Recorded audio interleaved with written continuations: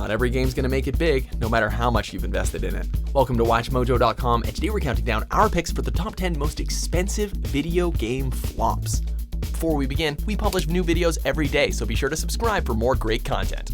For this list, we're taking a look at the works in the history of video games which faced major commercial failures, costing their creators large amounts of money and resources in the process. To be clear, these are games that made it to the store shelves rather than being canceled mid-production, yet ultimately weren't worth the cost to produce. We of the World Tree shall not interfere.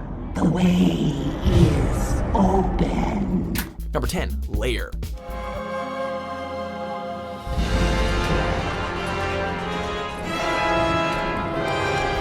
Even the best can fail to live up to expectations. That appears to have been the case with Lair, an early PlayStation 3 title created by Star Wars Rogue Squadron developer Factor 5. Pedigree could not save this strange blend of motion controls and dragon-mounted action, a mixture which came across to many as unwieldy and awkward. The game community also seemed to agree, given that sales of Lair were reportedly way below expectations. While the exact cost of production is still unclear, it may well have contributed to the 2009 shutdown of Factor 5's North American branch.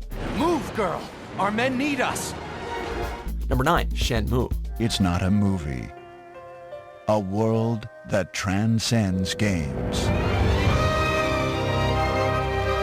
There's not making a lot of money, and then there's bringing an end to an entire line of products. The brainchild of Sega AM2 founder Yu Suzuki, Shenmue remains significant thanks to its introduction of some of the most enduring mechanics in the open world genre. Yet, when all was said and done, the game's 1.2 million copies sold were insufficient in covering the development costs, estimated to be between 47 and 70 million. Sega's losses are suggested to have been a major factor in their eventual departure from the console market, ending further work on the Dreamcast console in the process. Get up. I'll allow you to die like a warrior. Number 8, Defiance. Holy Stocko, you're alive! When the Sci-Fi Television Network was developing the show Defiance, they came up with a rather interesting idea: connect the show's events to an ongoing MMO, and have the two influence each other. To that end, $70 million was put into building a full-fledged online shooter from scratch in order to launch it alongside its television counterpart. It was definitely a novel idea, but it was hampered by the game proving to be less than compelling to new players, leading to the adoption of a free-to-play model a year after its launch. With a limited user base and a TV series that only lasted 3 seasons, Defiance is a clear example of a clever idea that never really had legs to stand on. They're gonna need help. I'm sure we'll be in contact. Arc Hunter. Number 7, Messiah. In a world gone mad, an unlikely hero must convince those around him to take a different path.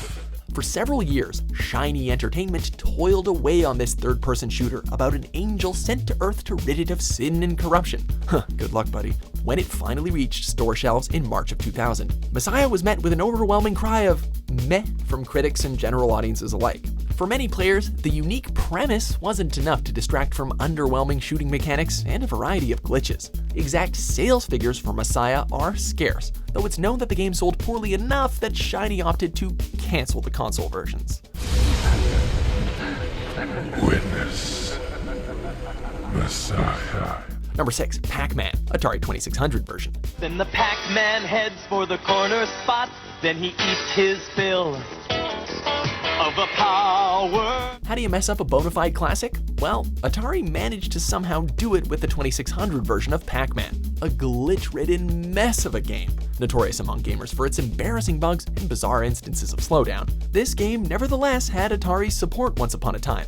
Atari spent around $1.5 million just on marketing the dang thing, and that's even before getting into the cost of developing 12 million copies, which largely went unsold. In the end, it was just another sign that Atari's days atop the gaming industry were numbered. Have you played Pac-Man?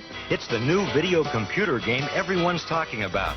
Number 5, Duke Nukem Forever. Yeah, I'm back, baby. We'd make a joke about it being in development forever, but honestly, it's just a very sad situation.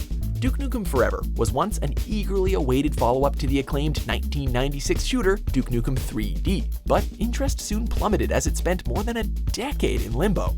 As it turned out, the game's production allegedly cost tens of millions of dollars, with the total budget growing alongside delays, downsizing, and a change in development team. Any hope of a final release being worth all that trouble was dashed when Duke Nukem Forever launched to a very negative reception and lackluster sales. I mean, I don't understand any of it, but I bet if I did, that guy over there would still have his arm. And at least one of his balls. Number 4, Too Human. If ever you are tempted to forego the struggle, remember this. We are mankind's only hope. Watching a game fail can be pretty hard. Seeing failure befall to an apparent passion project is just kind of devastating. Such was the case for Too Human, conceived by Silicon Knights as an epic Norse mythology-themed RPG for the Sony PlayStation, but only fully realized on the Xbox 360 nearly 10 years after being stuck in development hell. Years of hype and build-up, and well over $100 million in production costs, was not enough to overcome a mixed reception and widespread disinterest. Only a reported 700,000 copies of Too Human were sold, far below what Silicon Knights had expected and not nearly enough to make a tidy profit. Worse still, Too Human factored into litigation with Epic, which would come to drive Silicon Knights right out of the business. Never forget what we have sacrificed for the good of humanity. Number 3, Daikatana.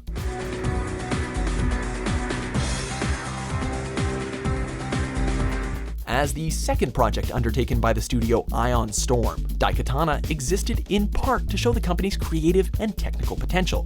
However, a lengthy and tumultuous production cycle, during which publisher Eidos would spend $44 million to push the game out the door, ensured that the game's promise would go unfulfilled. Generally, gamers found Daikatana to be bogged down by cliched writing, ugly environmental design, and a plethora of bizarre or broken shooting mechanics. Needless to say, the game did not earn back its budget, serving as the central catalyst for the departure of Ion Storm's two founders.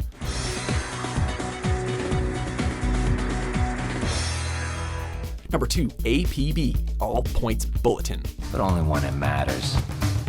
Be a somebody or be a nobody. Like the saying goes, crime doesn't pay. At least that's the impression many took away when APB, All Points Bulletin, faced slim early sales numbers and the servers shut down just a few months after its launch. This much maligned Cops vs. Criminals online game was developed with a budget of more than $100 million, with the expectation likely being that APB would recoup the costs upon its release. Alas, the game was met with criticism for being released in a bug-ridden state, with game sales really suffering as a result. Though it would later return as a free-to-play game, known as APB Reloaded, the game was never quite the retail hit that its creators would have wanted.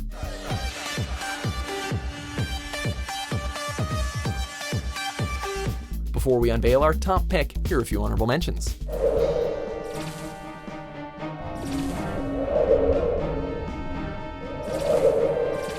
Late, soldier. Now get in here and give me 20. I have an offer in mind.